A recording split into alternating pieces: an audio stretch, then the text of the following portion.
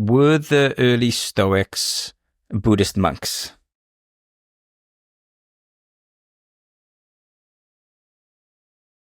Some of them didn't wear shoes, and they kind of went about in robes and stuff.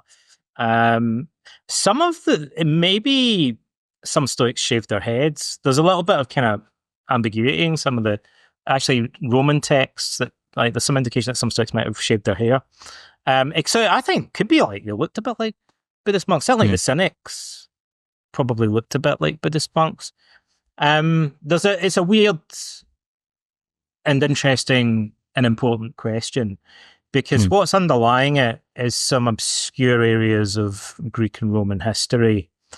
I think a lot of people probably realize that Rome and the Mediterranean world evolved separately from the culture in India and East Asia to some extent.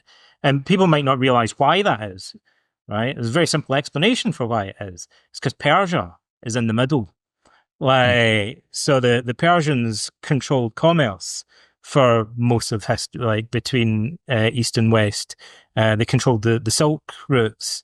And so they kind of wouldn't allow merchants easily to go or envoys to go from one country to the other.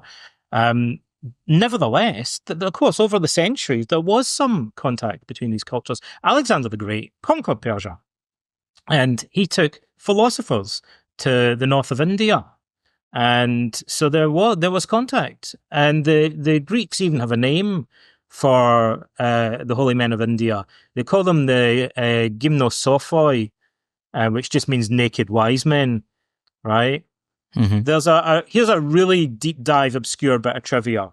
Marcus Aurelius had a Greek secretary who was a philosopher, a Platonist, and we're told that he traveled all around the Mediterranean and he went to Egypt, and we're told that he spoke with gymnosophoi. Now, it's not clear whether that just means naked wise men that lived in North Africa, or it means Indian sages that had traveled to Egypt or somewhere in Africa. So there's this kind of, again, slightly ambiguous hint that maybe someone close to Marcus Aurelius might have actually met. And the Greeks and Romans wouldn't distinguish between Hindu and Buddhist. Why? But they're just Indian. They're just naked wise men from the East. So it's possible Marcus had some limited contact with that culture, but certainly earlier. There's one late source that says that Socrates spoke to an Indian merchant and engaged in philosophy with him.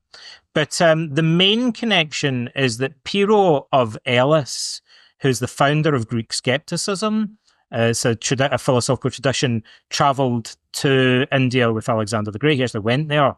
And so some people believe that Greek skepticism is Buddhism in disguise.